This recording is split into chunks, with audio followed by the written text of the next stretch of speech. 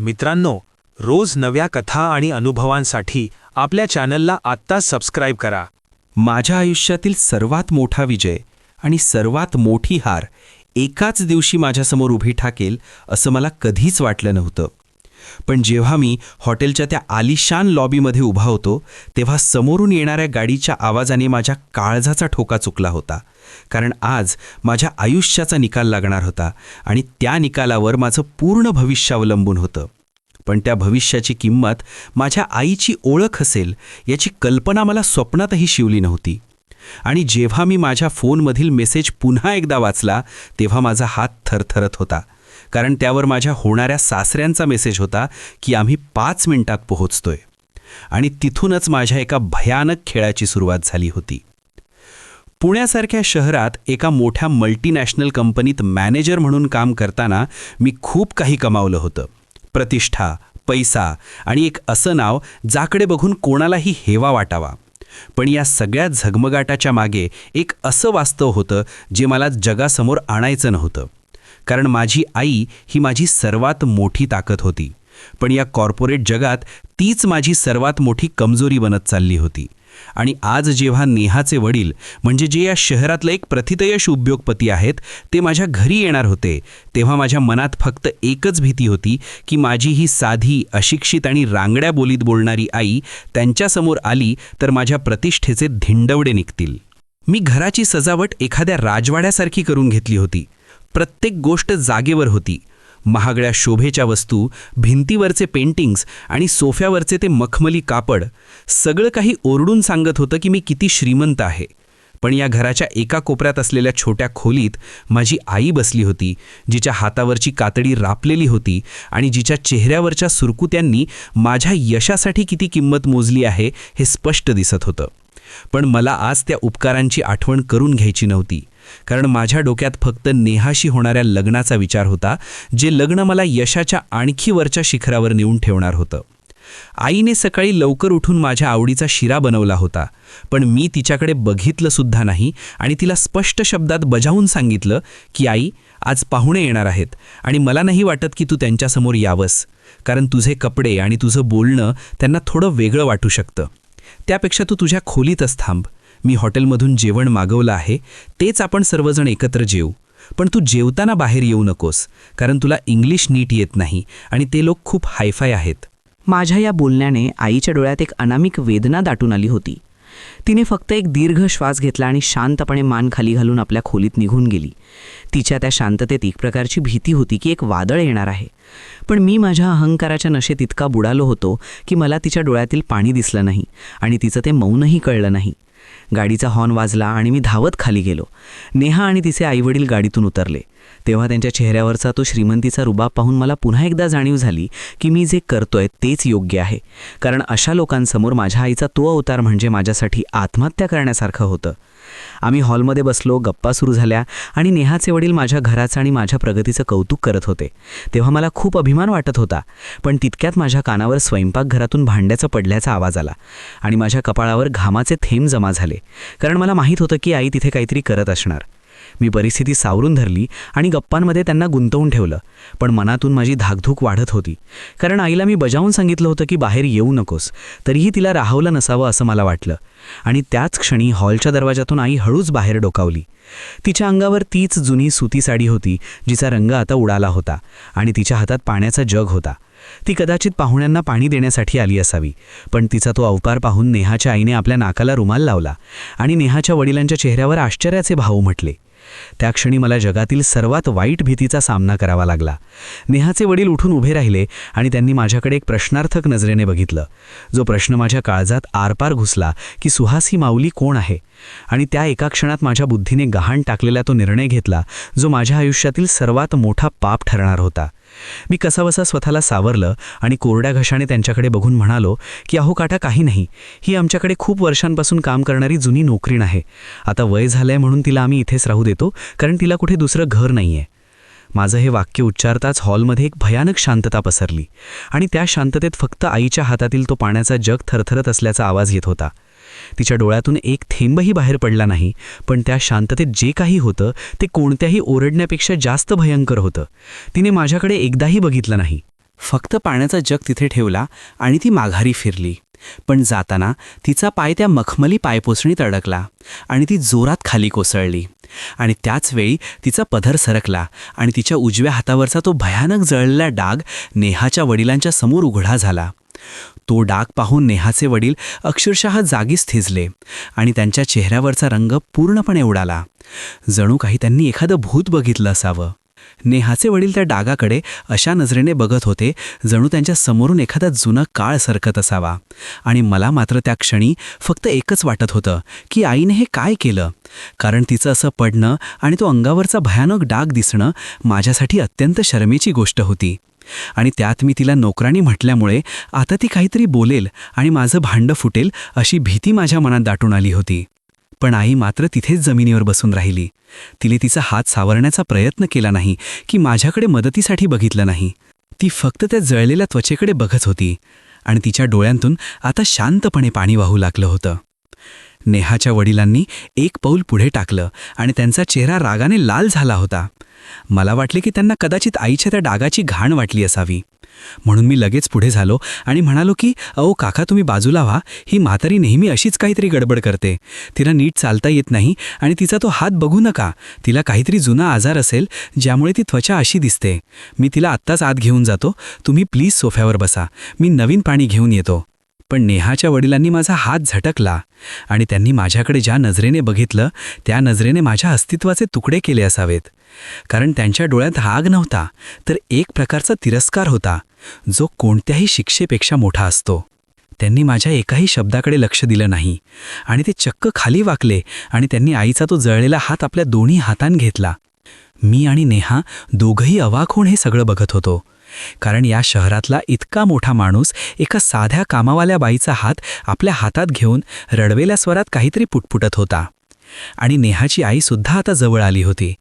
त्यांच्या चेहऱ्यावरचे भाव क्षणोक्षणी बदलत होते आणि मला काहीच सुचत नव्हतं की नक्की काय चाललं आहे. आईने आपला हात सोडवून घेण्याचा प्रयत्न केला, पण नेहाच्या वडिलांची पकड घट्ट होती. त्यांनी अत्यंत मृदू आवाजात विचारलं की माऊली, हा डाग तुम्हाला कधी मिळाला होता आणि कुठे मिळाला होता हे तुम्ही सांगू शकाल का? कारण हा डाग माझ्या ओळखीचा आहे. आईने फक्त मान खाली घातली आणि हुंदका दाबत म्हणाली की साहेब, जुन्या गोष्टी उकरून काय फायदा. आता तो काळ गेला आणि तो प्रसंगही गेला. आता फक्त या जखमा उरल्या आहेत. त्याचं तुम्हाला काय करायचं आहे? तुम्ही पाहुणे आहात, तुम्ही बसा. मी तुमच्यासाठी चहा घेऊन येते. पण नेहाचे वडील तिथेच बसून राहिले आणि त्यांनी मोठ्याने सुहास असं माझं नाव घेतलं की त्यांचा आवाज पूर्ण हॉलमध्ये घुमला. ते ओरडले की सुहास, तुला माहिती आहे का की ही स्त्री कोण आहे? आणि तू जिला नोकराणी म्हणतोयस तिची लायकी ओळखण्याची तुझी कुवत तरी आहे का? मी गोंधळून म्हणालो की काका, मी खरंच सांगतोय, ती आमच्याकडे कामच करते. पण नेहाच्या वडिलांनी जोरात ओरडून मला गप्प केलं आणि म्हणाले की तू मगाशी म्हणालास की हिला जुना आजार आहे. पण हा आजार नाहीये, हे एका अंगावर घेतलेल्या आगीचं निशाण आहे, जे तिने कोणाचं तरी आयुष्य वाचवण्यासाठी स्वतःच्या अंगावर झेललं होतं. आणि आज तू तिला नोकराणी म्हणून हिणवतोयस. हे बघून मला तुझ्या शिक्षणाची कीव येतेय. त्यांनी आईला हळूच आधार देऊन सोफ्यावर बसवलं आणि स्वतः जमिनीवर बसले, जणू काही ते एखाद्या देवतेची पूजा करत असावेत. आणि त्यांनी सांगायला सुरुवात केली की 20-25 वर्षांपूर्वी सोलापूरच्या हायवेवर एका शाळेच्या बसचा भीषण अपघात झाला होता आणि त्या बसला मोठी आग लागली होती. त्या बसमध्ये 50 लहान मुलं होती आणि ड्रायव्हर पळून गेला होता. आजूबाजूला कोणीही नव्हतं आणि आग इतकी भडकली होती की कोणाचीही आत शिरण्याची हिंमत होत नव्हती. नेहाचे वडील सांगत असताना त्यांच्या डोळ्यात पाणी होतं आणि माझा श्वास कोंडला होता. कारण मला आईच्या आयुष्यातील या घटनेबद्दल काहीच माहीत नव्हतं. तिने कधीच हे मला सांगितलं नव्हतं.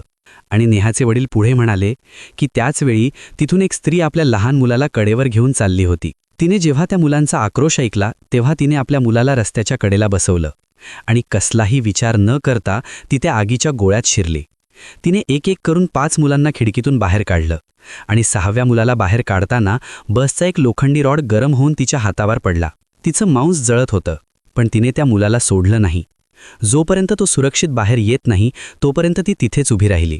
आणि ज्या मुलाला तिने शेवटचं वाचवलं होतं तो मुलगा मी होतो. हे ऐकताच नेहाच्या हातातील पाण्याचा ग्लास खाली पडला आणि माझ्या पायाखालची जमीन सरकली. कारण नेहाचे वडील रडत रडत आईच्या पायावर डोके ठेवून म्हणत होते की त्या दिवशी तुम्ही मला नवीन आयुष्य दिलं होतं आणि मी गेली कित्येक वर्ष तुम्हाला शोधत होतो. पण तुम्ही कुठे गायब झालात हे मला कधीच कळलं नाही. आणि आज जेव्हा तुम्ही माझ्या समोर आहात तेव्हा तुमचाच मुलगा तुम्हाला नोकराणी म्हणतोय हे पाहून माझं हृदय फाटतंय. आईने शांतपणे त्यांच्या डोक्यावरून हात फिरवला आणि म्हणाली की साहेब, तो माझा धर्म होता. आणि त्या दिवशी मी फक्त तुम्हाला नाही तर माझ्या पोटच्या मुलाला सुद्धा तिथेच बसवून तुमच्या मदतीला धावले होते. कारण मला वाटलं की आई म्हणून मी सर्वांचीच आई आहे. पण आज माझ्या मुलाने मला दिलेली ही ओळख कदाचित माझ्या नशिबात होती. आईच्या त्या एका वाक्याने हॉलमध्ये जणू स्मशान शांतता पसरली होती. आणि नेहाच्या वडिलांनी जेव्हा माझं खरं स्वरूप पाहिलं तेव्हा त्यांच्या नजरेतली ती आदराची भावना आता धगधगत्या रागामध्ये बदलली होती. मला काहीच सुचत नव्हतं की मी आता काय बोलावं. कारण ज्या श्रीमंतीच्या आणि प्रतिष्ठेच्या जोरावर मी हे सगळं रचलं होतं तो डोलारा आता पत्त्याच्या बंगल्यासारखा कोसळला होता. नेहाच्या वडिलांनी आईचे हात सोडले नाहीत आणि ते माझ्याकडे बघून अत्यंत शांत पण तितक्याच विषारी आवाजात म्हणाले की सुहास, मी आजपर्यंत खूप माणसं पाहिली, पण तुझ्यासारखा निर्दयी आणि कृतज्ञ माणूस मी आजवर पाहिला नाही.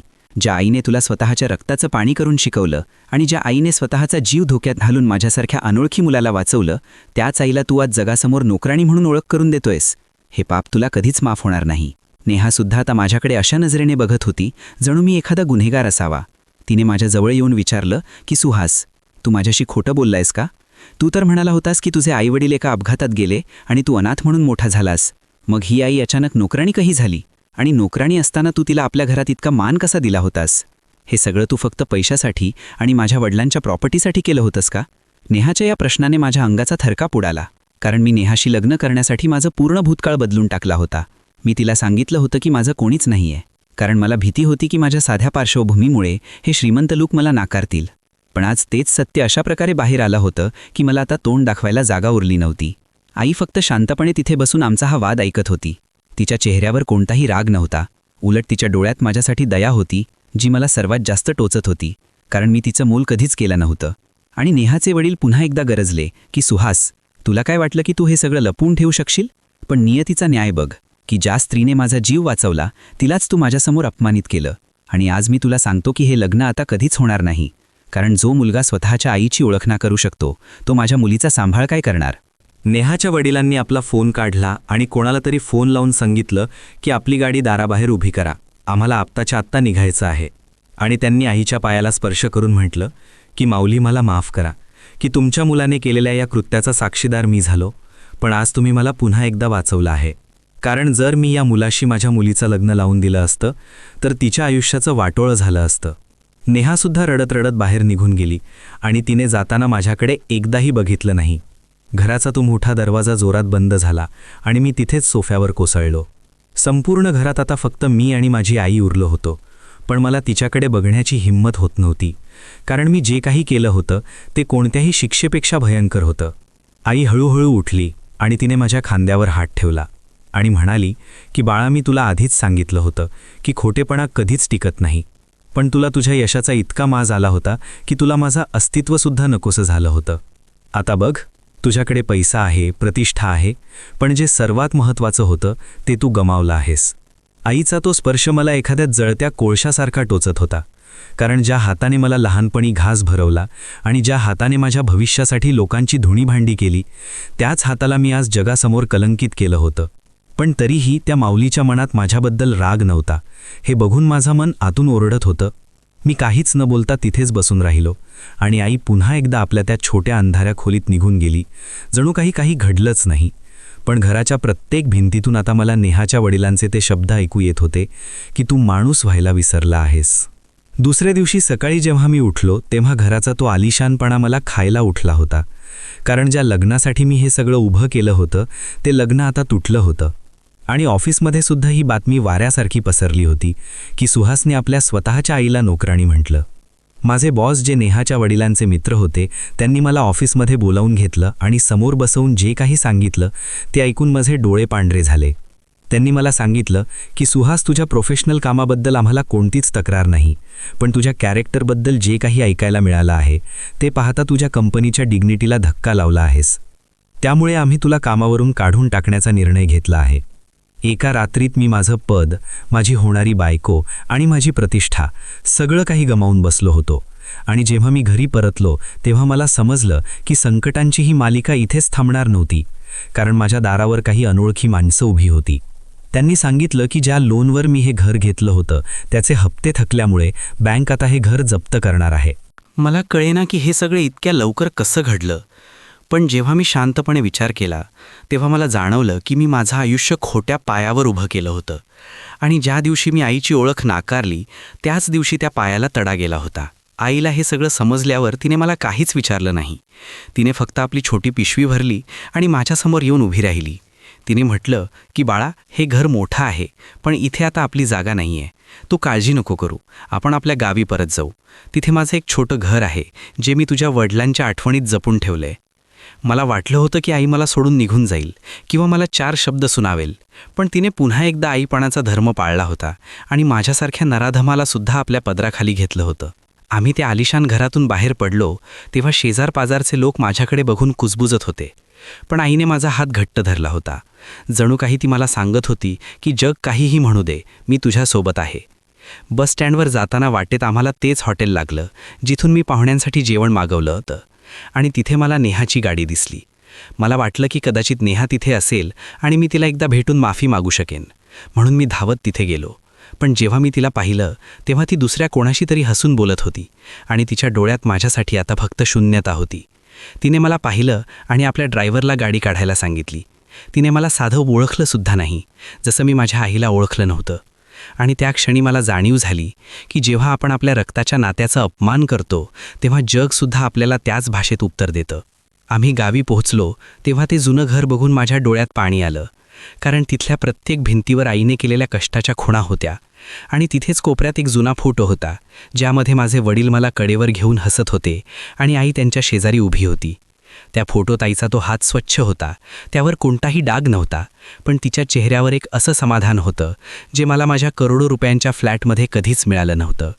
गावाकडच्या त्या जुन्या घराच्या पडवीत बसलो असताना पावसाची रिमझिम सुरू झाली आणि त्या मातीच्या वासाने मला माझ्या लहानपणाच्या अशा काही आठवणीत नेलं ज्या मी जाणीवपूर्वक विसरण्याचा प्रयत्न केला होता.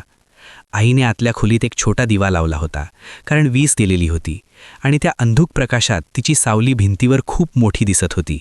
जणू काही ती आजही माझं रक्षण करण्यासाठी तिथे उभी आहे.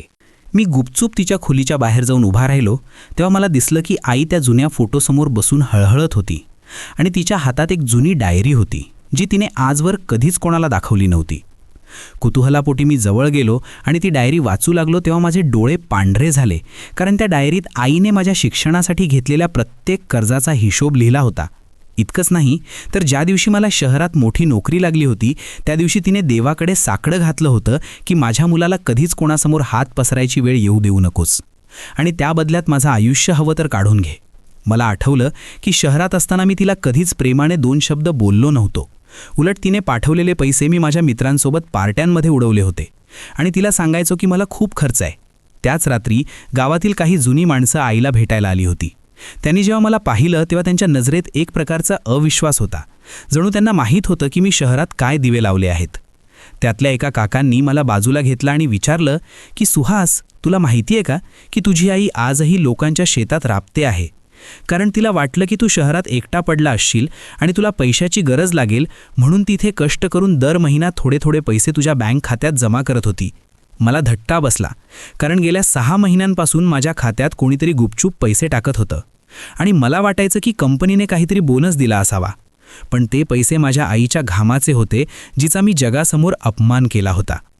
मी धावत आईकडे गेलो आणि तिचे पाय धरून रडायला लागलो, पण आईने मला उठवलं आणि म्हणाली की बाळा, तू रडू नकोस, जोपर्यंत मी जिवंत आहे तोपर्यंत तुला कशाचीच कमी पडणार नाही. पण मला एका गोष्टीचं वाईट वाटतंय की तू इतकं शिकूनही तुला हे कळलं नाही की माणसाची किंमत त्याच्या कपड्यांवरून नाही तर त्याच्या संस्कारांवरून ठरते. त्याचवेळी घराबाहेर एक मोठी गाडी येऊन थांबली आणि मला वाटलं की पुन्हा बँकवाले किंवा पोलीस आले असतील. पण जेव्हा गाडीचा दरवाजा उघडला तेव्हा समोर नेहाचे वडील उभे होते. त्यांच्या चेहऱ्यावर कालचा तो राग नव्हता, पण एक वेगळीच गंभीरता होती. त्यांनी माझ्याकडे न बघता थेट आईच्या दिशेने पाऊल टाकलं आणि म्हणाले की माऊली, मला माफ करा.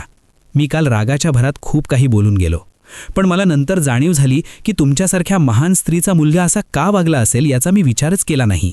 त्यांनी एक फाईल आईच्या समोर ठेवली आणि सांगितले की ज्या शाळेच्या बसला आग लागली होती त्या ट्रस्टचा मी आता अध्यक्ष आहे आणि त्या दिवशी तुम्ही ज्या मुलांना वाचवलं होतं त्या प्रत्येकाने मिळून तुमच्या नावावर एक चॅरिटेबल हॉस्पिटल उभं करण्याचा निर्णय घेतला आहे आणि हे त्याचे कागदपत्र आहेत. मी बघतच राहिलो, कारण ज्या यशासाठी मी आईला नाकारलं होतं ते यश आज आईच्या पायाशी चालत आलं होतं, पण तेही तिच्या स्वतःच्या कर्तृत्वामुळे. नेहाच्या वडिलांनी ठेवलेली ती फाईल आणि त्यातील कागदपत्र पाहून माझ्या डोळ्यांसमोर अंधारी आली होती, कारण ज्या प्रतिष्ठेसाठी मी आईला नोकराणी म्हटलं होतं तीच प्रतिष्ठा आज आईच्या पायाशी लोटांगण घालत होती. पण त्यात माझा काडीचाही वाटा नव्हता. उलट मी त्या प्रतिष्ठेला काळीमा फासला होता. नेहाचे वडील आईच्यासमोर हात जोडून उभे होते आणि त्यांनी पुन्हा एकदा सांगितलं की माऊली, हे हॉस्पिटल फक्त एक इमारत नाही, तर त्या दिवशी तुम्ही दिलेल्या जीवदानाचीही परतफेड आहे. आणि आम्ही सर्वांनी ठरवलं आहे की या हॉस्पिटलचं उद्घाटन तुमच्याच हाताने होईल. आईने त्या कागदपत्रांकडे एकदाही पाहिलं नाही. तिने फक्त शांतपणे नेहाच्या वडिलांकडे बघितलं आणि म्हणाली की साहेब, त्या दिवशी मी जे केलं तो माझा स्वार्थ होता, कारण मला त्या मुलांमध्ये माझा सुहास दिसत होता आणि मला वाटलं की जर मी आज यांना वाचवलं तर उद्या माझ्या मुलालाही कोणीतरी संकटात मदत करेल. पण आज माझा तो भ्रम तुटला आहे, कारण ज्या मुलासाठी मी हे सगळं केलं त्यालाच माझं अस्तित्व मान्य नाही आहे. त्यामुळे या हॉस्पिटलचं किंवा कोणत्याही सन्मानाचं मला आता काहीच घेणं देणं नाही. आईचे हे शब्द माझ्या काळजात आरपार टोचले, कारण तिने मला माफ केलं होतं पण स्वतःच्या नशिबाला ती दोष देत होती. आणि नेहाचे वडील माझ्याकडे वळून बघत म्हणाले की सुहास, तुला वाटलं असेल की तू खूप मोठा झालास, पण लक्षात ठेव, आईच्या आशीर्वादाशिवाय मिळालेली संपत्ती ही केवळ माती असते आणि आज तू त्याच मातीत लोळतोयस. त्यांनी आईला विनंती केली की किमान एकदा तरी त्या जागेची पाहणी करायला चला जिथे हे रुग्णालय उभं राहणार आहे. आणि आईने फक्त माझ्याकडे एक केविलवाणी नजर टाकली आणि ती त्यांच्यासोबत जायला तयार झाली. आम्ही जेव्हा त्या शहराच्या जवळ असलेल्या जागेवर पोहोचलो तेव्हा तिथे आधीच खूप मोठी गर्दी जमली होती. तिथे ती सर्व मुलं आली होती जी आता मोठी झाली होती आणि कोणी डॉक्टर होतं तर कोणी इंजिनियर होतं. त्या सर्वांनी जेव्हा आईला पाहिलं तेव्हा त्यांनी एकच जयघोष केला आणि आईच्या पाया पडण्यासाठी झुंबड उडाली. मी त्या गर्दीत एका कोपऱ्यात उभा होतो, जिथे मला कोणीही ओळखत नव्हतं आणि कोणीही विचारत नव्हतं. कालपर्यंत मी ज्या कॉर्पोरेट जगात स्वतःला राजा समजत होतो, तिथे आज माझी किंमत एका साध्या दगडासारखी झाली होती. त्याच गर्दीत मला नेहा दिसली. ती आपल्या वडिलांच्या मागे उभी होती. तिने माझ्याकडे पाहिलं, पण तिच्या नजरेत आता तिरस्कारसुद्धा नव्हता, तर फक्त एक उपेक्षेची भावना होती. जणू काही मी तिच्यासाठी कधी अस्तित्वातच नव्हतो. उद्घाटन सोहळा सुरू झाला आणि आईने जेव्हा फीत कापली तेव्हा सर्वांनी टाळ्यांचा कडकडाट केला. पण त्या टाळ्यांच्या आवाजात माझा हुंदका दबला गेला होता, कारण मला जाणीव झाली होती की मी आज काय गमावलं आहे. सोहळा संपल्यावर नेहाचे वडील आईला म्हणाले की माऊली, या हॉस्पिटलच्या ट्रस्टमध्ये तुमची एक जागा कायमस्वरूपी आरक्षित असेल आणि तुमच्या राहण्याची व्यवस्थासुद्धा आम्ही शहरातल्या एका चांगल्या भागात करू, जेणेकरून तुम्हाला पुन्हा त्या जुन्या घरात जावं लागणार नाही. पण आईने दिलेला नकार ऐकून तिथे उपस्थित असलेले सर्वजण थक्क झाले. आई म्हणाली की साहेब, मला शहराची ओढ नाही आणि मला मोठ्या घराचीही हाव नाही.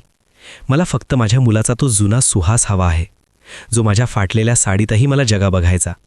पण तो सुहास आता मेला आहे, त्यामुळे मला आता फक्त माझ्या गावी शांततेत मरायचं आहे. आईचं हे बोलणं ऐकून नेहाच्या वडिलांनी माझ्याकडे बघितलं आणि त्यांच्या डोळ्यात मला एक भयानक इशारा दिसला. जणू काही ते मला सांगत होते की जर आता तू तुझ्या आईला सावरलं नाहीस तर तुझा अंत नक्की आहे. आम्ही पुन्हा गावी आलो, पण आता घराचं वातावरण बदललं होतं. आई आता माझ्याशी जास्त बोलत नव्हती. ती फक्त आपलं काम करायची आणि देवापुढे बसून राहायची. एके दिवशी रात्री मी गुपचूप आईच्या खोलीत गेलो. तेव्हा मला दिसलं की ती आपल्या हातावरच्या त्या जळलेल्या डागावर तेल लावत होती आणि तिच्या चेहऱ्यावर वेदना स्पष्ट दिसत होत्या. मी जवळ जाऊन तिच्या हातातून तेलाची बाटली घेतली आणि तिच्या जखमेवर हळूवार हात फिरवला. तेव्हा तिने पहिल्यांदाच माझ्याकडे बघून एक ओळखीचं स्मितहास्य केलं. पण त्याचवेळी दारावर पुन्हा एकदा थाप पडली आणि जेव्हा मी दरवाजा उघडला तेव्हा समोर पोलीस उभे होते, ज्यांनी मला सांगितलं की माझ्या कंपनीत झालेल्या एका आर्थिक घोटाळ्याचा आरोप माझ्यावर ठेवण्यात आला आहे आणि मला आत्ताच्या आत्ता अटक करावी लागेल. पोलिसांनी जेव्हा माझ्या हाताला पकडलं आणि बेड्या ठोकल्या तेव्हा मला आयुष्यात पहिल्यांदाच खऱ्या दहशतीचा अनुभव आला. कारण ज्या कंपनीत मी माझं सर्वस्व ओतलं होतं तिथेच माझ्या नावावर काही बनावट व्यवहार दाखवून मला अडकवण्यात आलं होतं. आणि हे सगळं माझ्या आधीच्या बॉसने आणि नेहाच्या वडिलांनी मिळून केलं असावं असं मला क्षणभर वाटलं. पण माझ्याकडे आता सिद्ध करायला काहीच नव्हतं. आई धावत बाहेर आली आणि तिने पोलिसांना विनवणी केली की माझा मुलगा असं काही करू शकत नाही, तो खूप शिकलेला आहे, त्याला सोडून द्या. पण पोलिसांनी तिला बाजूला सारलं आणि मला ढकलत गाडीत बसवलं. त्या क्षणी मी आईच्या डोळ्यात पाहिलेलं ते भय मला आयुष्यभर शांत बसू देणार नव्हतं. कारण जिला मी नोकराणी म्हटलं होतं तीच आज पोलिसांसमोर माझ्यासाठी पदर पसरत होती. लॉकअपमध्ये गेल्यावर मला कळलं की ही जगाची रीत काय असते. तिथे कोणीही तुमच्या पदाचा किंवा पगाराचा विचार करत नाही. तिथे फक्त तुम्ही एक गुन्हेगार असता. आणि रात्रभर मी त्या थंड जमिनीवर बसून राहिलो.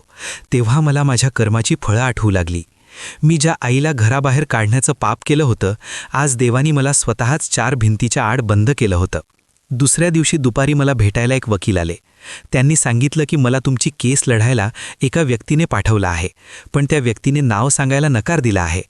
मला वाटलं नेहा असेल, पण वकिलांनी सांगितलं की ही व्यक्ती खूप गरीब आहे आणि तिने आपल्या आयुष्यभराची पुंजी आणि घर गहाण ठेवून तुमचे जामीन मिळवण्यासाठी पैसे उभे केले आहेत. माझं हृदय जड झालं, कारण मला माहीत होतं की हे काम फक्त माझी आईच करू शकते, जिने माझ्यासाठी पुन्हा एकदा स्वतःचं छप्पर विकलं होतं. आणि जेव्हा मी जेलमधून बाहेर आलो तेव्हा समोर आई उभी नव्हती, तर एक वकील होते. आणि त्यांनी सांगितलं की तुमची आई सध्या एका जुन्या घरात राहतीये, जे तिने भाड्याने घेतलं आहे, कारण आपलं गावचं घर आता विकलं गेलंय. मी धावत त्या पत्त्यावर गेलो. तेव्हा पाहिलं की एका छोट्या चिंचोळ्या गल्लीत आई एका मोडकळीस आलेल्या खोलीत बसली होती, जिथे पंखाही नव्हता, आणि तिथे बसून ती देवासमोर दिवा लावत होती. मला पाहताच ती उठली आणि तिने मला मिठी मारली. तिने एकदाही विचारलं नाही की तू ते पैसे चोरले होतेस का. तिला फक्त तिचा मुलगा परत हवा होता. पण माझ्या मनात एक वेगळीच शंका धर करत होती की कंपनीतल्या त्या घोटाळ्यामागे नक्की कोणाचा हात आहे. कारण नेहाच्या वडिलांना मला धडा शिकवायचा होता, पण ते इतक्या थराला जातील असं मला वाटलं नव्हतं. मी वकिलांच्या मदतीने कागदपत्रांची तपासणी सुरू केली. तेव्हा माझ्या लक्षात आलं की माझ्या लॉगिन आयडीचा वापर करून हे सर्व व्यवहार माझ्याच एका सहकार्याने केले होते, जो नेहाच्या वडिलांचा खास माणूस होता. म्हणजे मला जाणीवपूर्वक अडकवण्यात आलं होतं, जेणेकरून माझं करिअर पूर्णपणे उद्ध्वस्त व्हावं आणि मी रस्त्यावर यावं. मला या अन्यायाचा राग आला होता, पण माझ्याकडे आता लढण्यासाठी पैसे नव्हते आणि ताकदही नव्हती. पण त्याचवेळी मला आईच्या कपाटात एक जुना कागद सापडला, जो आईने कधीच कोणाला दाखवला नव्हता. तो कागद म्हणजे नेहाच्या वडिलांच्या वडिलांनी, म्हणजे नेहाच्या आजोबांनी आईच्या नावाने केलेली एक मृत्यूपत्र होती, ज्यात त्यांनी त्यांच्या संपत्तीचा एक छोटा हिस्सा आईला दिला होता, कारण त्या दिवशी तिने त्यांच्या मुलाचा जीव वाचवला होता. हा कागद म्हणजे माझ्या हातात आलेलं एक तसं अस्त्र होतं, ज्याने मी नेहाच्या वडिलांना गुडघ्यावर आणू शकलो असतो. पण जेव्हा मी तो कागद घेऊन आईकडे गेलो, तेव्हा आईने तो माझ्या हातातून घेतला आणि शांतपणे त्या दिव्याच्या ज्योतीवर धरला. तो कागद जळताना पाहून मी उरडलो की आई, हे तू काय केलंस? आपण याच्या जोरावर पुन्हा श्रीमंत झालो असतो. पण आईने शांतपणे उत्तर दिलं की बाळा, ज्या पैशांनी नाती तुटतात तो पैसा मला नकोय, मला फक्त तू हवायस. आणि मला भीती होती की हे कागद पाहून तुझ्यातला तो जुना अहंकारी सुहास पुन्हा जागा होईल. आईने तो कागद जाळताना पाहून माझ्या मनातली उरलीसुरली सत्तेची आणि पैशाची हावसुद्धा त्या राखेत मिसळून गेली. कारण मला कळलं होतं की आईला माझी गरिबी मान्य होती, पण माझा भ्रष्ट झालेला स्वभाव मान्य नव्हता. आणि त्याच रात्री मला माझ्या आयुष्यातील सर्वात मोठा निर्णय घ्यायचा होता की मला सत्यासाठी लढायचं आहे की या अपमानाचं ओझं घेऊन आयुष्यभर मरायचं आहे. मी ठरवलं की मी पळून जाणार नाही आणि वकिलांकडे जाऊन सर्व पुरावे जमा करायला सुरुवात केली. तेव्हा मला समजलं की माझ्या विरोधात साक्ष देणारा तो सहकारी आता शहराबाहेर पळून जाण्याच्या तयारीत आहे आणि त्याला नेहाच्या वडिलांनीच आश्रय दिला आहे. हे कळल्यावर माझा थरकाप उडाला, कारण ज्या माणसाने आईच्या हातावरच्या डागाला शौर्याचं प्रतीक म्हटलं होतं, तोच माणूस आज माझ्या विनाशाचा कट रचत होता. मी थेट नेहाच्या वडिलांच्या बंगल्यावर पोहोचलो.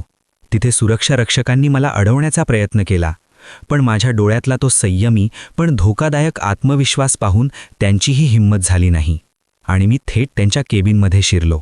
तिथे नेहा आणि तिचे वडील काहीतरी चर्चा करत होते. मला पाहून नेहाच्या चेहऱ्यावर तिरस्कार दाटून आला, पण तिचे वडील मात्र शांतपणे माझ्याकडे बघत राहिले, जणू त्यांना माझी अपेक्षाच होती.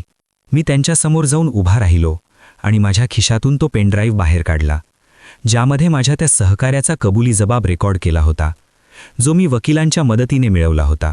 मी शांत आवाजात म्हणालो की काका, तुम्ही मला धडा शिकवण्यासाठी हे सगळं केलं हे मला मान्य आहे, कारण मी माझ्या आईचा अपमान केला होता. पण ज्या आईने तुमचा जीव वाचवला, तिला पुन्हा रस्त्यावर आणण्याचा पाप तुम्ही कसं काय करू शकलात? कारण माझं घर आणि माझी प्रतिष्ठा घालवताना तुम्ही तिचं छप्परसुद्धा हिरावून घेतलं आहे. नेहाच्या वडिलांच्या चेहऱ्यावरचे भाव क्षणार्धात बदलले आणि त्यांनी तो पेनड्राईव्ह घेतला. पण तितक्यात तिथे एक वकील आले आणि त्यांनी सांगितलं की सुहासवरचे सर्व गुन्हे मागे घेण्यात आले आहेत, कारण ज्याने हे सगळं केलं होतं त्याने स्वतःहून पोलिसांत जाऊन शरणागती पत्करली आहे. आणि हे ऐकून मला धक्का बसला, कारण मला वाटलं होतं की हे लोक मला आणखी अडकवतील. पण नेहाच्या वडिलांनी मला जवळ बोलावलं आणि सांगितलं की सुहास, तुला काय वाटलं की मी इतका नीच आहे की ज्या माऊलीने मला वाचवलं तिचं घर मी हिरावून घेईन? अरे हे सगळं नाटक होतं. तुला तुझी खरी किंमत आणि आईचं मोल कळावं म्हणून मी तुझ्या त्या सहकार्याला हे सगळं करायला सांगितलं होतं. पण तुझ्या आईने मात्र आज पुन्हा एकदा सिद्ध केलं की ती एक महान स्त्री आहे, कारण तिने तुला वाचवण्यासाठी तिचं सर्वस्व विकलं, पण एकदाही माझ्याकडे मदतीची याचना केली नाही. त्यांनी माझ्या खांद्यावर हात ठेवला आणि म्हणाले की तुला जेलमध्ये जावं लागलं कारण तुला हे कळावं की जेव्हा आपण आपल्या हक्काच्या माणसांना पारखतो तेव्हा एकाकीपणा काय असतो. आणि आज तुझी आई पुन्हा एकदा जिंकली आहे, कारण तिने तो संपत्तीचा कागद जाळून तुला एक नवीन माणूस म्हणून घडवला आहे. नेहा माझ्याकडे बघत होती. तिचे डोळे ओले झाले होते. पण आमच्यात आता एक अशी भिंत उभी राहिली होती जी कदाचित कधीच पार करता येणार नव्हती. तिने फक्त इतकंच म्हटलं की सुहास, तू आता सुशिक्षित झाला आहेस, कारण तुला माणुसकीचं शिक्षण मिळालं आहे. पण आपल्या लग्नाचं स्वप्न आता विसरून जा, कारण तुझी आई जेवढी मोठी आहे तितकाच तू छोटा ठरला आहेस. मी तिथून बाहेर पडलो तेव्हा माझं मन हलकं झालं होतं, पण समोर उभं असलेलं भविष्य खूप कठीण होतं, कारण मला आता शून्यातून विश्व उभं करायचं होतं, आणि तेही आईच्या विश्वासावर. बंगल्याच्या त्या गेटमधून बाहेर पडलो तेव्हा बाहेरचा वारा मला खूप वेगळा जाणवत होता. जणू काही माझ्या शरीरावरील पापाचं एक जुनं कवच निखळून पडलं होतं. पण मनावरचा पश्चातापाचा भार मात्र वाढतच चालला होता, कारण नेहाच्या वडिलांनी जे काही केलं होतं ते केवळ एक नाटक होतं हे कळल्यावर मला स्वतःच्याच बुद्धीची कीव आली की मी इतका दिवस ज्या अहंकाराच्या नशेत होतो त्या नशेत मी माझ्याच आईला उघड्यावर पाडलं होतं. मी लगबगीने त्या भाड्याच्या खोलीकडे धाव घेतली, कारण मला आत्ताच्या आत्ता आईची माफी मागायची होती आणि तिला सांगायचं होतं की तुझा सुहास आता बदलला आहे. पण जेव्हा मी त्या गल्लीत पोहोचलो तेव्हा तिथे बरीच गर्दी जमा झाली होती आणि माझ्या काळजाचा ठोका चुकला, कारण लोकांच्या चेहऱ्यावरची ती भीती काहीतरी अघटित घडल्याची साक्ष देत होती. मी गर्दी बाजूला सारून आत शिरलो तेव्हा पाहिलं की आई जमिनीवर कोसळली होती आणि तिच्या हातातील तो जळलेला डाग आता पांढरा पडला होता. डॉक्टरांनी तपासलं आणि सांगितलं की तिला प्रचंड मानसिक ताण आल्यामुळे हृदयविकाराचा छोटा झटका आला आहे आणि तिला आत्ताच्या आत्ता मोठ्या हॉस्पिटलमध्ये हलवावं लागेल. माझ्या खिशात 1 रुपयाही नव्हता, कारण माझं बँक खातं आधीच गोठवण्यात आलं होतं आणि ज्या आईने मला वाचवण्यासाठी तिचं घर विकलं होतं तिच्याच उपचारासाठी माझ्याकडे पैसे नव्हते. ही जाणीव मला आतून पोखरत होती. पण त्याचवेळी नेहाच्या वडिलांची गाडी तिथे येऊन थांबली आणि त्यांनी आईला स्वतःच्या गाडीत घालून त्यांच्याच नावावर असलेल्या त्या मोठ्या हॉस्पिटलमध्ये नेलं. ICUच्या बाहेर मी एकटाच बसून होतो आणि त्या काचेच्या खिडकीतून आईला नळ्या लावलेल्या अवस्थेत बघताना मला माझ्या आयुष्यातील प्रत्येक चुकीची आठवण येत होती की मी तिला कसं हिणवलं होतं, तिला जेवताना कसं बाजूला केलं होतं आणि तिला नोकराणी म्हणताना माझा आवाज जराही काथरला नव्हता. काही तासांनंतर डॉक्टर बाहेर आले आणि त्यांनी सांगितलं की आईची प्रकृती आता स्थिर आहे, पण त्यांना पूर्ण विश्रांतीची गरज आहे आणि सर्वात महत्त्वाचं म्हणजे त्यांना आता आनंदी ठेवण्याची गरज आहे, कारण त्यांच्या मनात खूप मोठी जखम झाली आहे जी औषधांनी भरून येणार नाही. नेहा तिथेच उभी होती.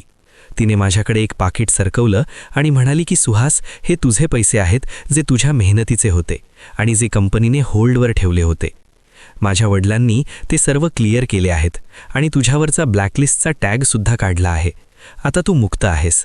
पण लक्षात ठेव, आईला पुन्हा कधीच त्या जुन्या साडीत रडावं लागू देऊ नकोस, कारण पुढच्या वेळी तुला वाचवायला कोणीच येणार नाही. मी ते पाकिट हातात घेतलं, पण मला आता त्या पैशांचा मोह नव्हता.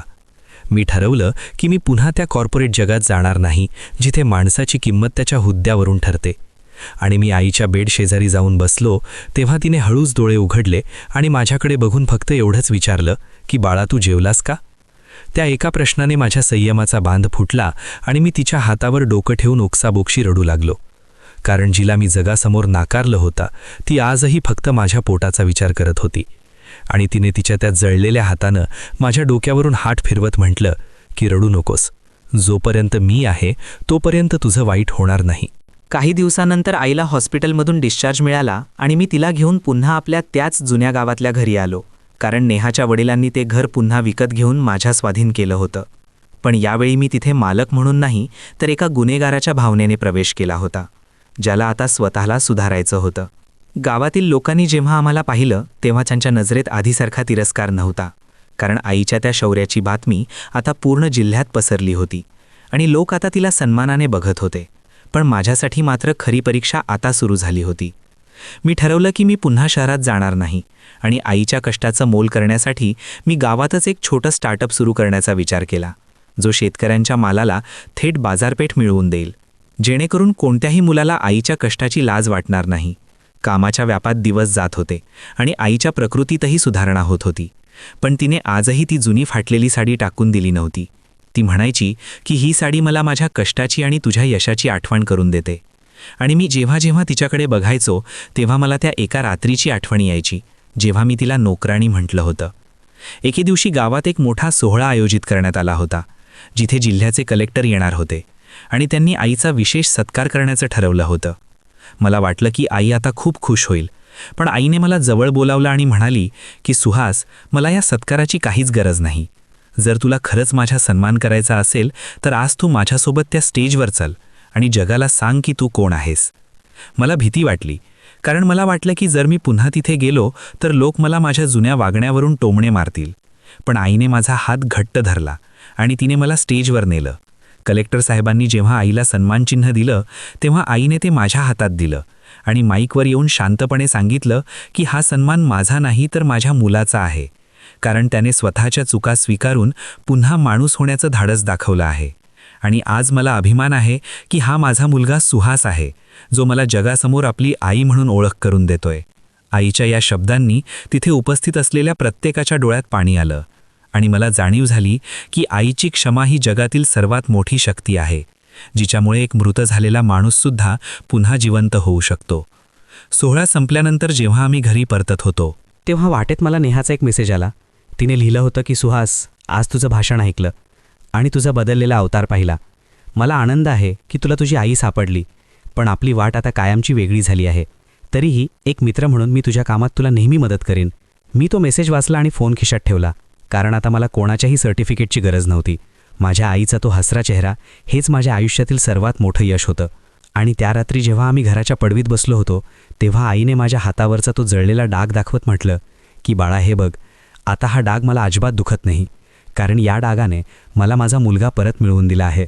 आज माझ्या आयुष्यातील तो वादळाचा प्रसंग घडून आता वर्ष उलटून गेलं होतं, पण आजही जेव्हा मी त्या हॉस्पिटलच्या इमारतीसमोरून जातो तेव्हा मला माझ्या हातातील त्या आलिशान घड्याळापेक्षा आईच्या हातावरचा तो जळलेला डाग जास्त मौल्यवान वाटतो, कारण त्या एका खुणेने माझं पूर्ण आयुष्य बदलून टाकलं होतं. मी आता शहरातली ती मोठी नोकरी कायमची सोडून दिली होती आणि गावातच शेतकऱ्यांसाठी एक प्रक्रिया केंद्र सुरू केलं होतं, जिथे आज अनेक महिलांना रोजगार मिळाला होता. आणि त्या प्रत्येक महिलेमध्ये मला माझी आई दिसत होती, जिने एकेकाळी माझ्यासाठी लोकांच्या घरची धुणीभांडी केली होती. आई आता पूर्णपणे बरी झाली होती, पण तिचा तो साधेपणा आजही तसाच होता. तिने नेहाच्या वडिलांनी देऊ केलेलं मोठं घर नाकारून आपल्या त्याच जुन्या कौलारू घरात राहणं पसंत केलं होतं, कारण ती म्हणायची की सुहास, या मातीत तुझा जन्म झालाय आणि याच मातीने तुला पुन्हा पाय जमिनीवर ठेवायला शिकवलं आहे. एके दिवशी सकाळी मी कामावरून घरी आलो तेव्हा पाहिलं की आई अंगणात सडा टाकत होती आणि तिने तीच जुनी सुती साडी नेसली होती, जिचा मी एकेकाळी तिरस्कार केला होता. पण आज मला ती साडी जगातील सर्वात महागड्या पोशाखापेक्षा जास्त सुंदर वाटत होती. मी आईच्या जवळ गेलो आणि तिचा तो जळलेला हात हातात घेऊन म्हटलं की आई, तुला अजूनही तो प्रसंग आठवतो का, जेव्हा मी तुला पाहुण्यांसमोर नोकराणी म्हटलं होतं? तेव्हा आईने माझ्याकडे बघून एक शांत स्मितहास्य केलं आणि म्हणाली की बाळा, त्या दिवशी तू मला नोकराणी म्हटलं होतंस म्हणून तर आज तू या शेकडो लोकांचा मालक बनू शकला आहेस. कारण जर तू तेव्हा चुकला नसतास तर तुला कधीच कळलं नसतं की सन्मान विकत घेता येत नाही, तू कमवावा लागतो. त्याच दुपारी नेहाचा फोन आला. तिने सांगितलं की तिचं लग्न ठरलं आहे आणि तिने मला आमंत्रण दिलं होतं. मला मनातून थोडं वाईट वाटलं, पण मी तिला मनापासून शुभेच्छा दिल्या, कारण मला माहीत होतं की मी तिला गमावलं असलं तरी मी स्वतःला शोधलं होतं आणि तेच माझ्यासाठी पुरकं होतं. आईने नेहाच्या लग्नासाठी स्वतःच्या हाताने बनवलेली एक सुंदर पैठणी भेट म्हणून पाठवली आणि त्यावर एक चिठ्ठी लिहिली की लेकीला सुखात ठेव, कारण तिनेच माझ्या मुलाला आरसा दाखवला होता. संध्याकाळी जेव्हा मी आणि आई देवळात गेलो तेव्हा गावाची सर्व माणसं आईला वाकून नमस्कार करत होती आणि मी अभिमानाने तिच्या मागे उभा होतो, कारण आज मला माझी ओळख करून देण्याची गरज नव्हती. लोक म्हणायचे की हा तोच सुहास आहे ज्याची आई वाघीण आहे. घराकडे परतताना वाटेत मला तोच हॉटेलचा रस्ता लागला जिथे मी कधी काळी आईचा अपमान केला होता. तिथे आज एक नवीन पाटी लागली होती ज्यावर आईचं नाव होतं, कारण मी त्या हॉटेलच्या जागेवर गरिबांसाठी एक मोफत अन्नछत्र सुरू केलं होतं. रात्री जेवताना आईने पुन्हा एकदा माझ्या ताटात माझ्या आवडीचा शिरा वाढला आणि मी तिच्या डोळ्यात पाहिलं तेव्हा मला एक असं समाधान दिसलं जे कोणत्याही करोडो रुपयांच्या डीलमधून मला कधीच मिळालं नसतं. मी आईचा तो जळलेला हात आपल्या गालाला लावला आणि मनोमन देवाला धन्यवाद दिले की त्याने मला पुन्हा एकदा मुलगा होण्याची संधी दिली. आणि आज मी फक्त एक सुशिक्षित मॅनेजर नव्हतो, तर मी एक असा माणूस होतो ज्याला आपल्या रक्ताच्या नात्याची आणि कष्टाची किंमत कळाली होती. आई झोपी गेली, पण मी बराच वेळ खिडकीतून आकाशातल्या चांदण्यांकडे बघत बसलो होतो, कारण मला जाणीव झाली होती की आयुष्यात कितीही मोठे झालात तरी आपल्या मुळांना विसरू नका, कारण जेव्हा सगळंच जग तुम्हाला सोडून जातं तेव्हा फक्त आईच असते जी तुमच्या चुकीच्या वळणावरही तुमचा हात धरून तुम्हाला पुन्हा मार्गावर आणते. आणि आज मी खऱ्या अर्थाने जिंकलो होतो, कारण माझ्या आईच्या चेहऱ्यावर आता भीती नाही तर एक अढळ विश्वास होता.